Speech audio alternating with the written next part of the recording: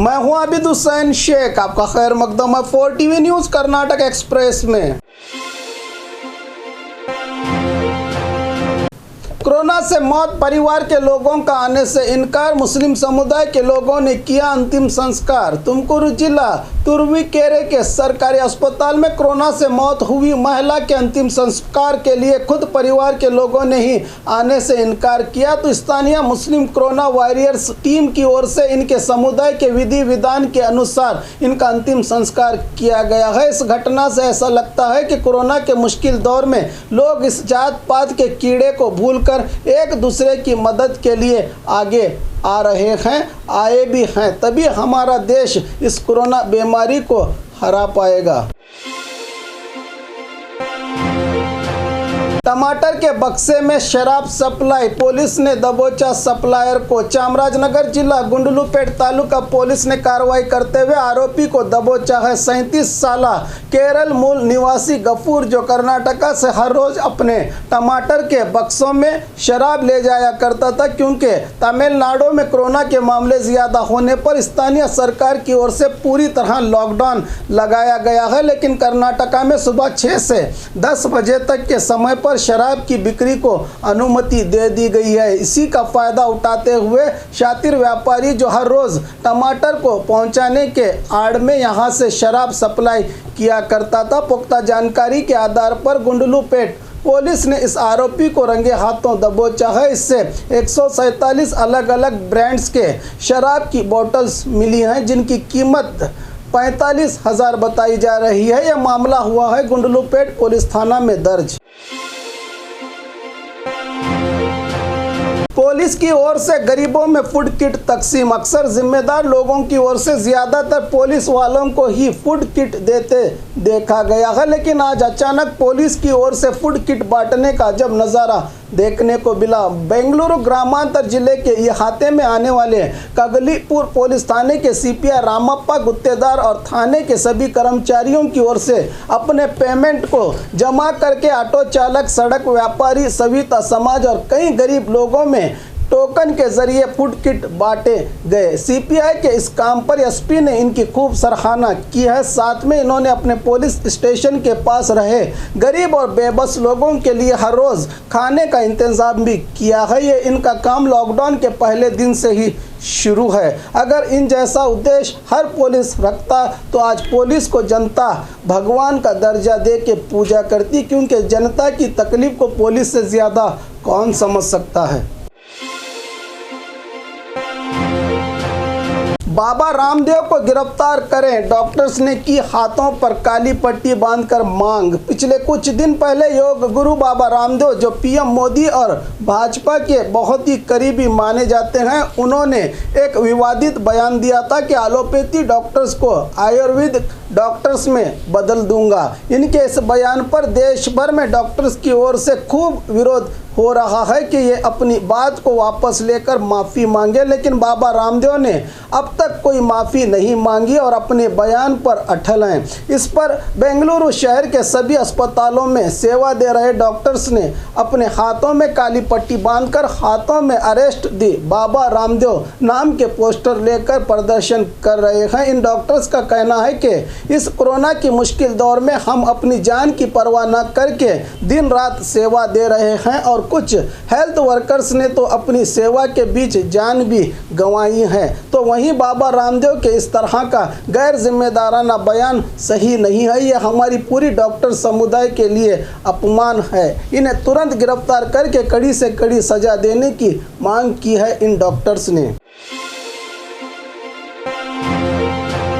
कत्ल के आरोपियों की गिरफ्तारी, 27 मई 2021 बीजापुर जिले के हनवाड़ गांव में रही कस्तूरी नामी महिला की ओर से टिकोटा पुलिस थाने में शिकायत की गई थी कि अपने पति अंबरना मलगार को कुछ बदमाशों की ओर से गांव के बाहर बसप्पा के खेत के पास पत्थर से कुचलकर जान ली गई है। इस तरह से मृतक की पत्नी ने अपनी शिकायत दर्ज कराई थी। इसी शिकायत के आधार पर एडिशनल एसपी राम अरसदी और डीवाईएसपी लक्ष्मी नारायण के मार्गदर्शन में बीजापुर ग्रामीण सीपीआई एसबी पालभावी, टिगोटा महिला पीएसआई एसके लंगोटी और थाना कर्मचारियों की टीम ने इस गुत्थी को सुलझाते हुए चौंका देने वाली सच्चाई ढूंढ निकाली है। इस हत्या के मास्टरमाइंड मृतक का सगा भाई सदाशिव ने ही इस काम को अंजाम दिया है। साथ में मृतक की पत्नी के साथ गलत संबंध होने की बात पुलिस कार्रवाई में पता चली है। मृतक का सगा भाई और गांव के एक व्यक्ति ने मिलकर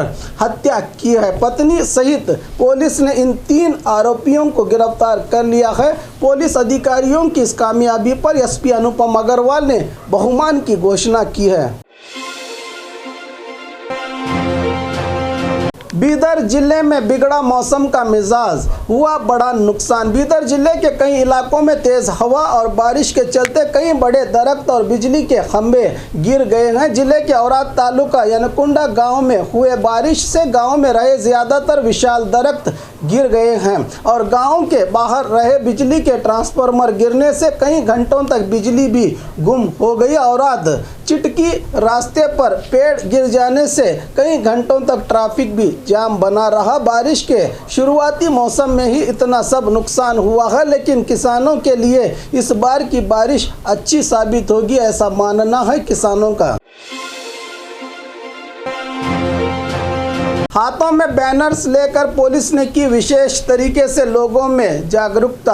हासन जिले में दिन ब दिन कोरोना के मामले 1000 के पार हो रहे हैं। इसी को देखते हुए प्रशासन ने सुबह 6 से 9 तक जरूरी चीज़ों को खरीदने के लिए अनुमति दी है। इसी समय में लोग अपनी ज़रूरत पूरी करने के लिए उमड़ पड़े हैं। इन सब को देखते हुए पुलिस विभाग लाठी चार्ज की बजाय अपने हाथों में बैनर लेकर कोरोना से बचने के लिए मास्क, सोशल डिस्टेंसिंग और सैनिटाइजर का इस्तेमाल करने का संदेश दिया जनता को। इन पुलिस वालों ने शहर के एनआर सर्कल में पीएसआई अभिजीत के नेतृत्व में सभी थाना कर्मचारियों के साथ हाथों में बैनर लेकर लोगों को अपनी तरफ आकर्षित करके उन तक अपना संदेश पहुंचाने में लगे हैं ये पुलिस वाले। इसके बाद कुछ पुलिस कर्मियों की ओर से मास्क, सोशल डिस्टेंसिंग और सैनिटाइजर के इस्तेमाल को नाटक के जरिए दिखाया गया। अब देखना है कि जनता को ये कितना समझ में आया है।